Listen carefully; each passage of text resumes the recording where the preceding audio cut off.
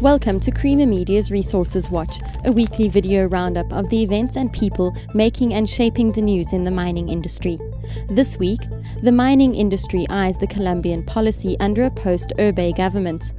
Optimum Coal launches a 600 million rand water treatment plant, and we take a look at a 50-ton rock breaker. The policies adopted by the new government in Colombia will be critical in determining whether the mining sector in the Latin American nation continues to grow the way that it has under outgoing President Álvaro Uribe.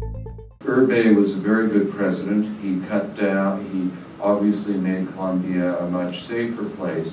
There is some question, though, about how successful he was in building institutions as opposed to being a one-man show that brought stability himself, but didn't create the institutions that will prolong that stability. This question is going to come clear over the next few years. Concerns for Colombia, obviously, are the new government, the shaking out of the current political situation there.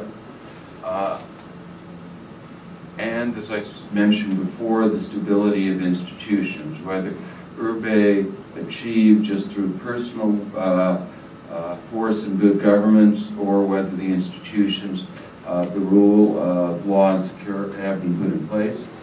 Taxation increases. There seems to be a global trend for big increases in taxes. I'm sure you're all aware of what's happened in Australia. Quebec has also increased taxes.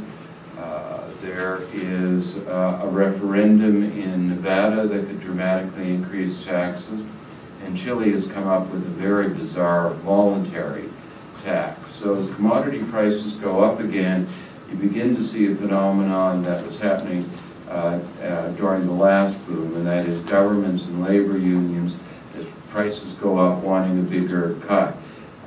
Whether that will spread to Colombia or not is an open question, but it's a concern for the future. And of course, the underlying thing that worries most people about Colombia is the security situation. JSE-listed black-owned mining and exploration company Optimum Coal launched a water reclamation plant southeast of Middelburg in Mpumalanga. Megan Waite reports.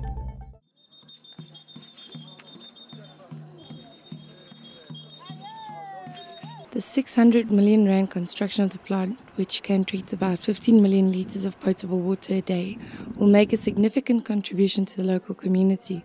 Optimum Coal Health and Safety Director Dr. Victor Koho explains. From a community point of view, during construction, we used the better part of 650 people on site, of which 80% were sourced locally. So from that point of view, I think for the 24 months this project has been running, the community has benefited to some extent.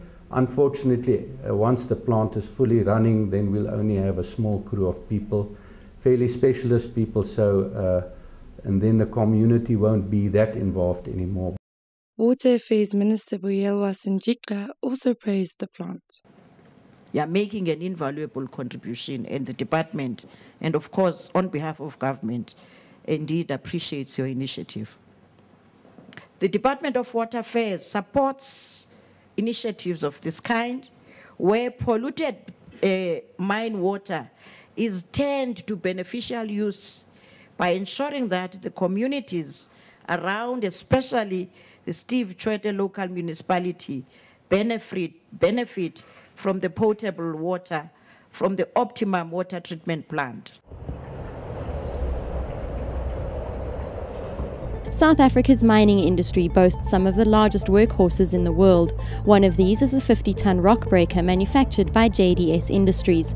Loni Prinsloo takes a look. Only 3 of these gigantic rock breakers have been manufactured globally, and interestingly, all 3 are based on South African iron ore mines. JDS Sales and Technical Manager Hendrik Alberts tells us what makes these machines so magnificent. The machine is special, and that it's usually the booms are articulated in 2 sections. We articulate in 3 sections just to reach the whole tip. And the machine weighs in excess of 50 tons because the hammer needs to be moved around, and the reach is 14 meters. So overturning moments of it is very, very big.